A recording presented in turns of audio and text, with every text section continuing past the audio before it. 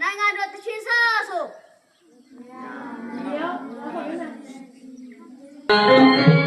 ရားမြတ်တာလွတ်လပ်ခြင်းနဲ့မသွေတို့ပြေတို့မြေညာလူဖတ်တယ်ဉာဏ်ညာလေဝိတုညီမြဝါဒပြုခြင်းနဲ့ပြေတို့ပြေတို့မြေကြောင့်အမွေအမြဲတည်ကြလေအတိတ်ကံပြုဝဲ